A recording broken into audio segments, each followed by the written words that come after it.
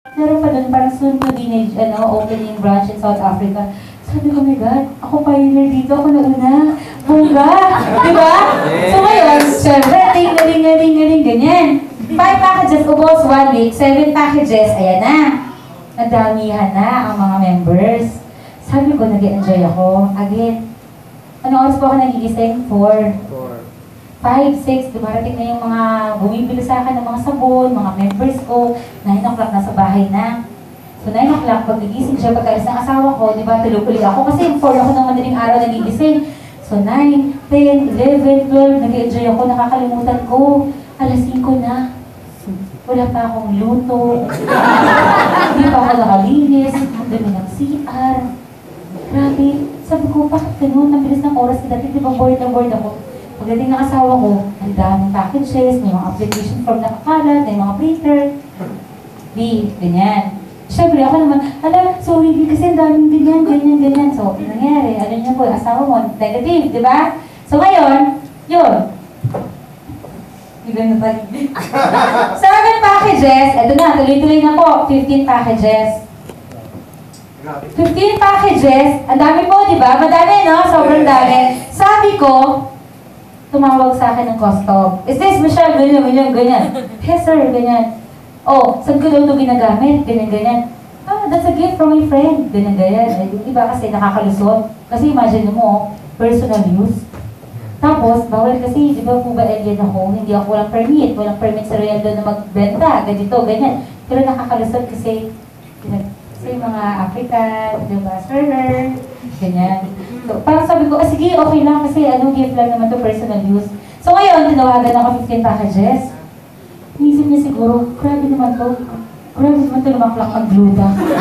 Grabe naman to gumamit ng sabon, di ba? So parang, eto, nakalusot pa rin kasi nagbayad lang ako ng suhol. Kaya may nag-member na po, isang African.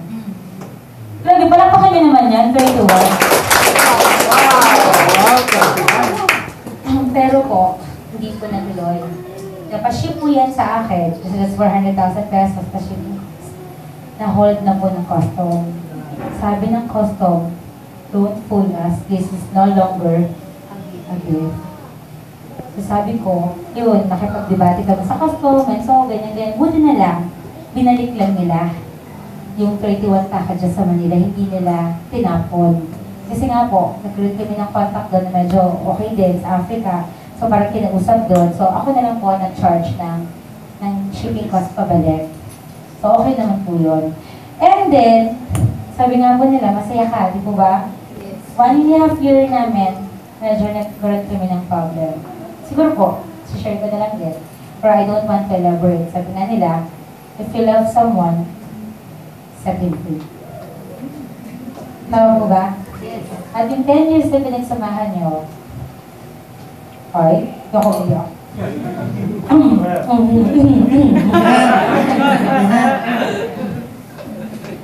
Kung yung iba po, may ibang mga problem sa ito po yun. Yung sa akin naman, yes, may ibang problem din, pero sa akin na lang, di po ba? Anyways, kung mahal mo, 10 years mo na kasama, you don't have the right to say something or anything dun sa person na minahal mo. Tama po ba? Yes. Whatever it is, ano man po yun, minahal mo. Diba? Ay, nilak na ako. Bomba. Anyway, to make the long story short, bumalik na ako ng Manila. Ano po? Yung tissue. Pagbalik ko po ng Manila, sobra akong down. I was totally broke. Emotional, spiritual, lahat. So ngayon, ayoko mag-work. Nagtawagan yung mga boss ko, nasan ka? Open tayong business, ganito. Wala po ako ina-entertain. Sabi ko, gusto kong nasa dagat lang ako. O kaya nakakulong ako sa bahay, ganyan. Kasi, syempre, hindi mahirap yung 10 years. Ako. Bongga. Yes. Ayun, anyway, si Ma'am Grace sa Lucena, sabi niya, tuloy mo yung Royal para malibang ka. Total, ayaw mo naman mag-work sa corporate, ayaw mong bumalik, ayaw mong mag-manage ng negosyo ng ibang mga investors. Ayoko po lahat. Kasi galing ako, di ba? Sobrang trauma, masakit, tapos sobrang totally broke ako. So sabi ko, wala, ayoko talaga. Gusto ko na mamatay. Sayang ka.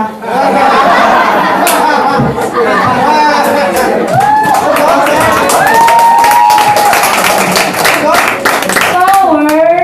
Anyway, ayun po.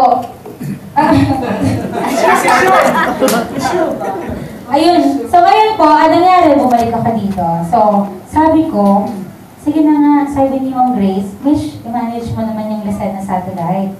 Wala akong alam dyan. Kasi alam ko lang magbenta, tsaka yun, mag-offer. Actually, hindi talaga ako nag-recruit sa Africa. Diba? Kasi dun ko napatunayan ang product natin, no hard selling.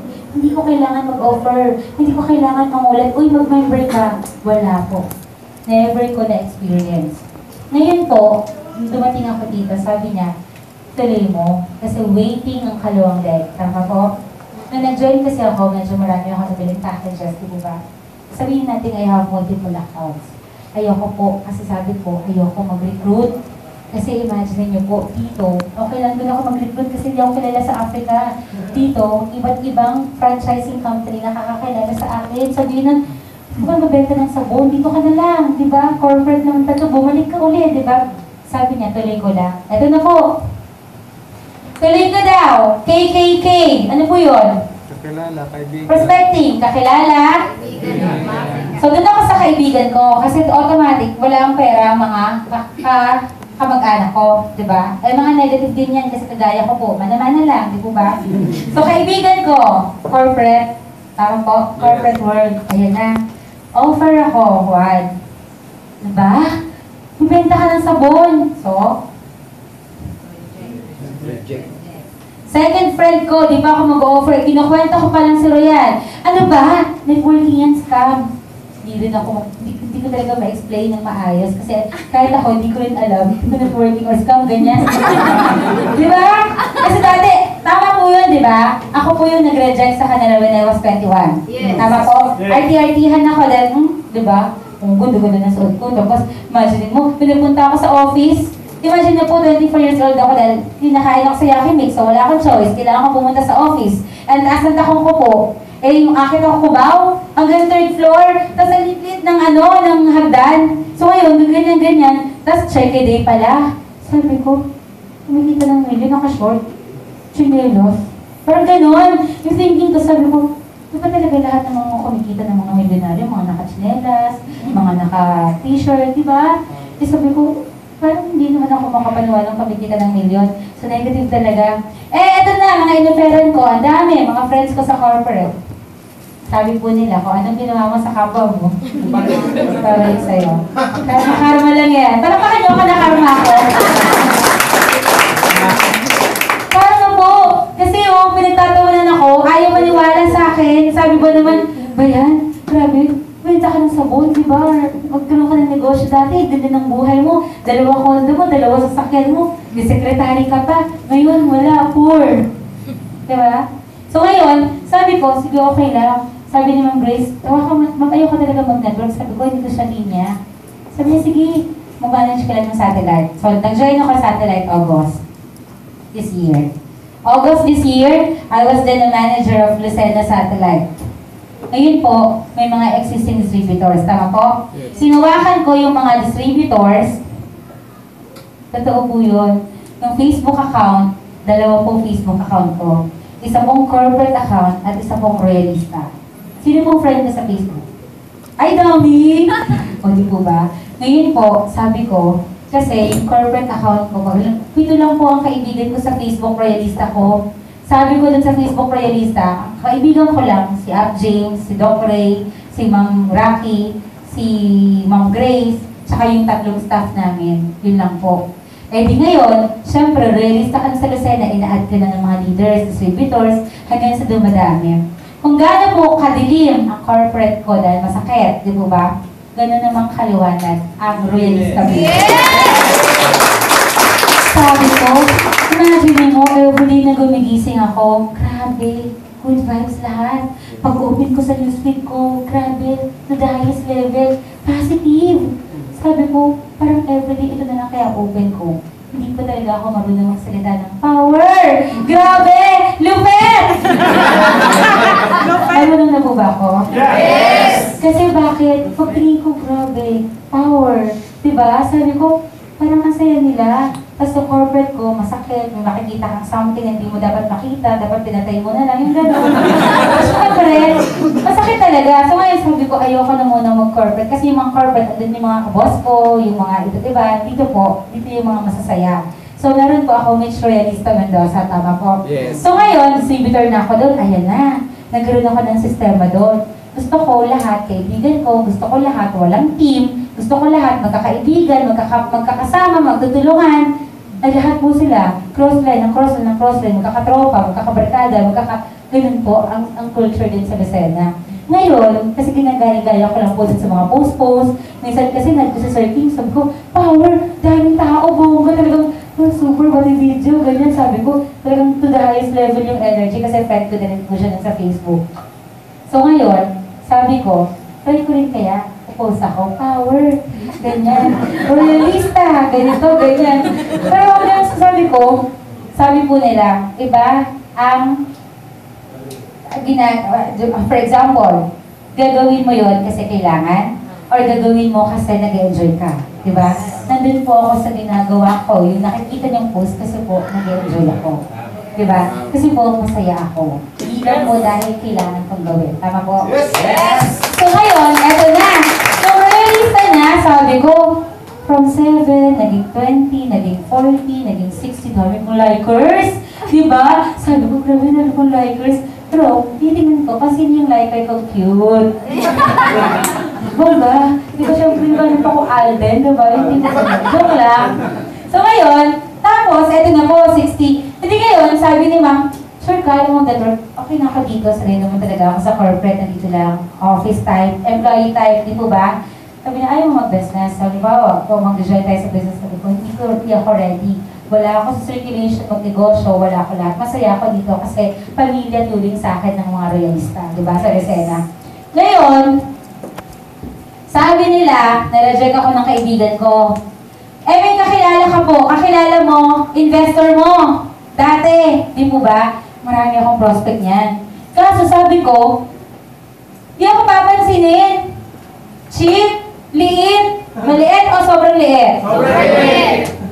Sabi ko, hindi ko naman sila prospect. Kasi in-invest sa akin, 1 million, 5 million, 8 million, 12 million. Ito, 14,490. Ito na.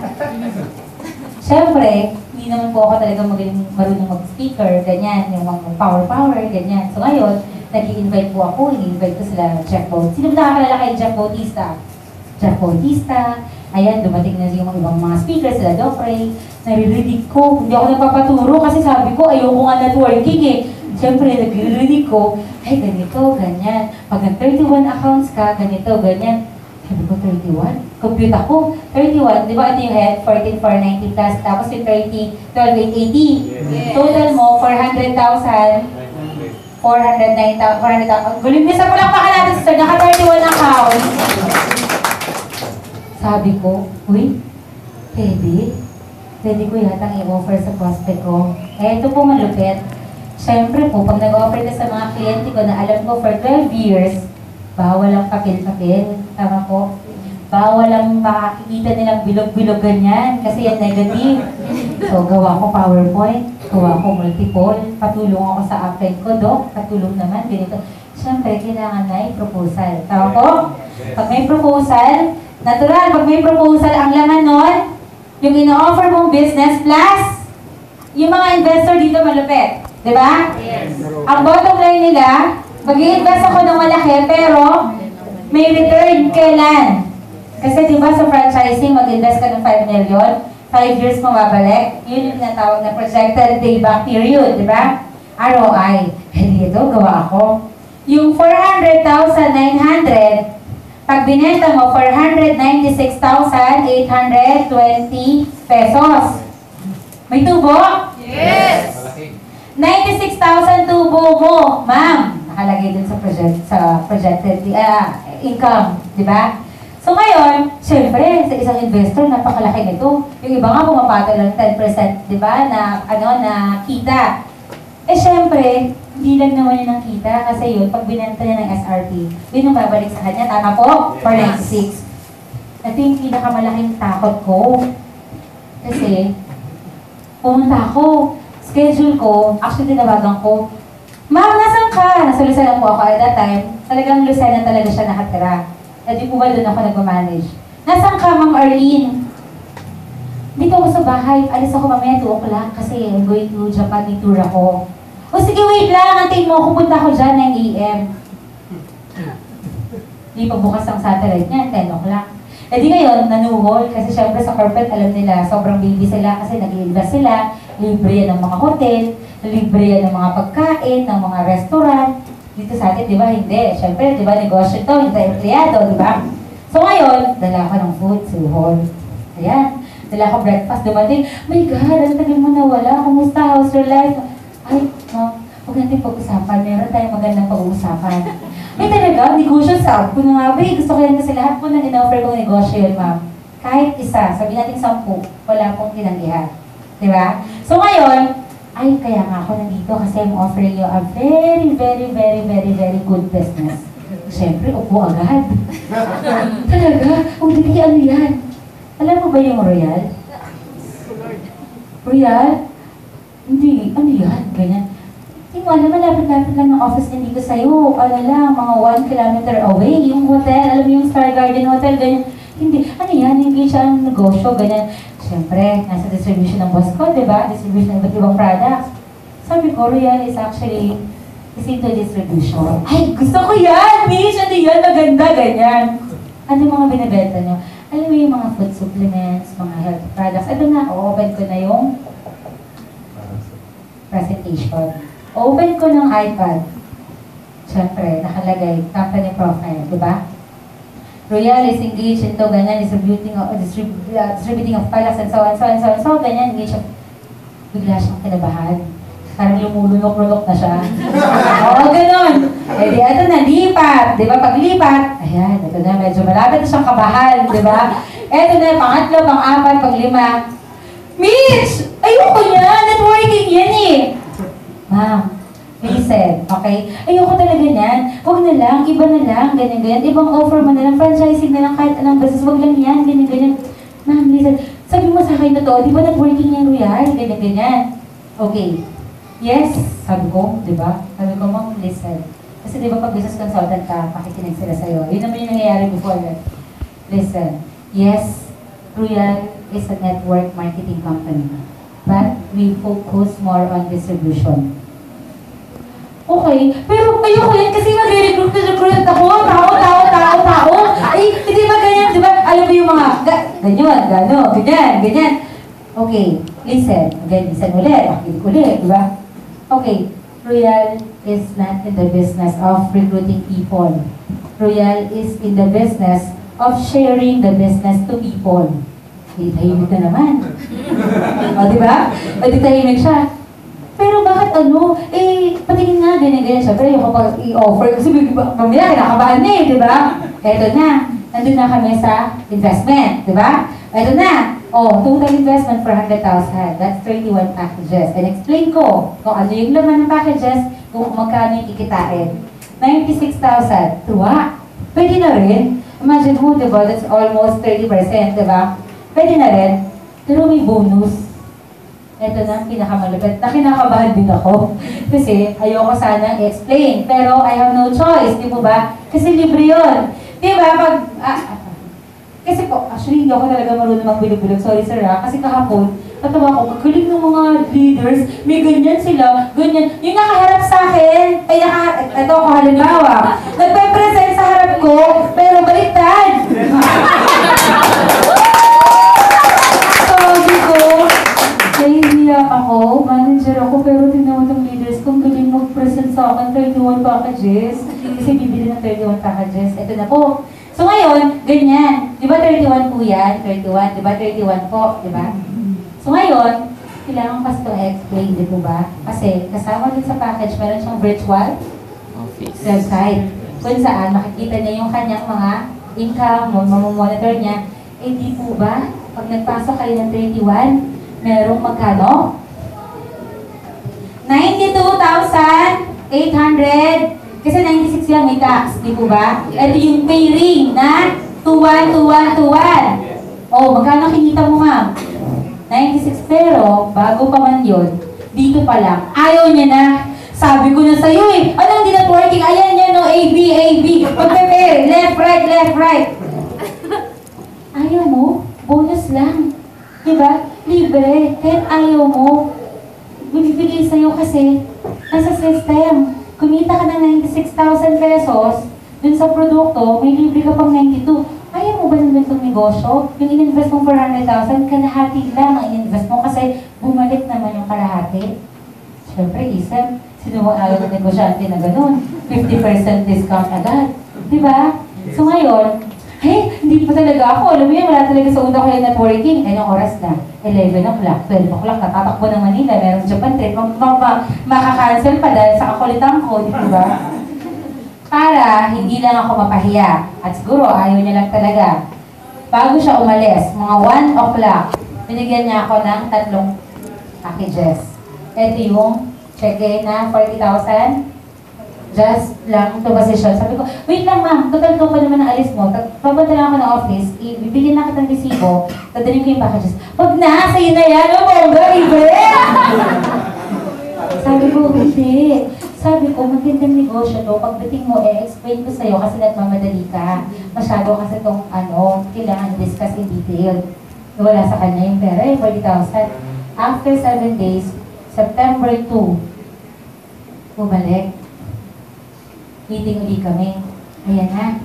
Ngayon, sabi niya, sige nga, explain mo nga, okay naman to, ganito, ganyan. Sinesearch ko lahat kung gano'ng ka-stable sa company. Kasi investor, di ba? Magkano invest company sa office, 100,000, ganyan. So, nagbigay siya ng remaining 386,000 pesos. Palakpakan niyo nga po, 31,000. After a week, nagbago ang isip. Siguro, naisip niya din sa Japan, pwede naman siguro i-negosyo yun, di ba? Kasi pinag-aralan din niya sa internet, sinerch na sa YouTube, sinerch na kasi na sa Royal, nagbayad. Ngayon po, pinakamalaking problema, saan niya bibenta? Ano po? Ito na yung pinakamaganda.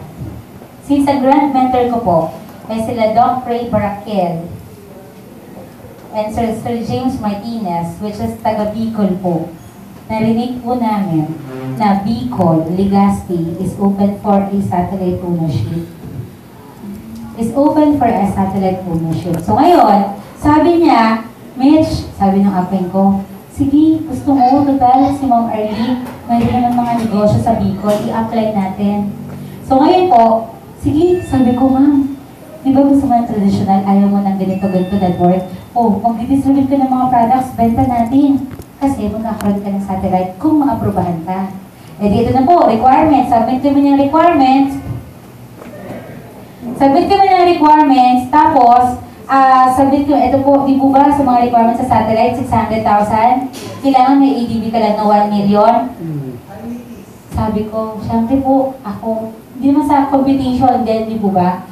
Magkano po ang package? 14,490. Kung meron kang 100 distributors, magkano po yun? 1.4 million. Tama po? Yes. Pero ang ADB lang na nare-require, 1 million. Abonado po ng 400,000 yung may-ari. Tama, di po ba? What if hindi lang 100 ang distributors mo? Kasi, kung negosyante ka, you want to earn big. Kung 100 mag-stick ka lang, hindi ka po mabubuhay. Tama po? What if meron kang 1,000 distributors? 1,000 times 14,490 na package. Magkano po? 13. 14 million. Di po ba? What if meron kang 2,000? Natural, kung gusto mo magnegosyo, you're aiming for big. Napakalaki. Di dapat po meron kang 28 million. Kasi kung 1 million lang ang pondo mo sa bako at lumaki, bumomba yung grupo mo, hindi mo kayang i-sustain. Pwede ba yun na pag umorder ka ng 50 packages, wala kang maibibigay? Kukunin mo lang muna yung bayad 3 days after ng clearing ng check, tsaka po ibibigay yung package. Pwede po ba yun sa satellite? Pwede po ba yun sa branch? Hindi po, di ba? So ngayon, syempre bilang isang investor at isang may-ari ng satellite, natural, pag 2,000 ang in-order ng package, definitely meron kang 2,000 na pang abono. Di po ba? Kasi on the spot, pag nagbayad, automatic, ibibigay mo yung code and packages. Tama po? Sabi ko, kung 1 million lang ibibigay mo, may tendency kang ma-disapprove. Kasi hindi pang 100 distributors ang ini-aim mo. Tama po ba? Yes. Kung meron kang 14 million, may tendency pa rin ma-disapprove. Bakit naman, Mitch? Hindi lang 1,000 ang tao sa Bicol. Tama po? At least, kung meron kang projected na 2,000 distributors times 14,490, 2,000 distributors, meron na 28, nagpa-approve po kami. A week after ng requirements, pinadala niya yung ganong kalaking amount sa ADB. Alam niyo po yun, di ba? Yung mga bank statement. And then, the chairman said, palakpakan niyo naman. Nung sinabi yan, with the help of our very own King Moreno, palakpakan natin si Sir. Kasi in-endorse ako ng aking grand mentor, Mr. King, para po tumulong sa amin na mag-ocular at maghanap ng mga location na posible po na para sa isang satellite. Kaya po, September 28, kabisado ko po yung date, no? Nag-recall po ako. September 28, 29, and 30, 28, 29, and 30 with Sir King, pumunta po kami sa Legazpi para po mag-ikot at maghanap ng mga locations. Ngayon po, actually, prior to that, inocular niya na Sir King. Talagang chinek niya na ako magkano, meron siyang study, na ganito, syempre marami po mga options, A, B, C, ganyan. Pero yung best talaga yung kinuha ni Sir King, kasi alam niya yung market, alam may idea siya, may knowledge na siya, di po ba? So pagdating po namin doon, parang finalization na lang. Ngayon po, nung tinawag namin, nandito po kami. Actually, sino po naka-witness noon?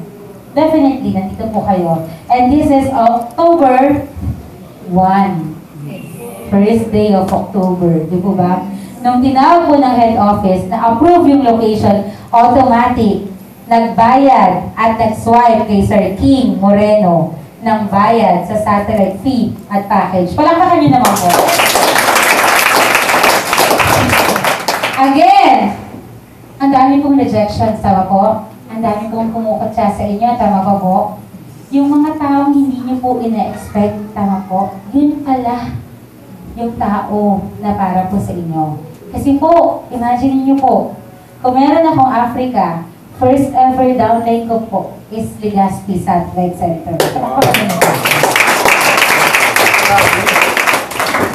And then, the rest is history.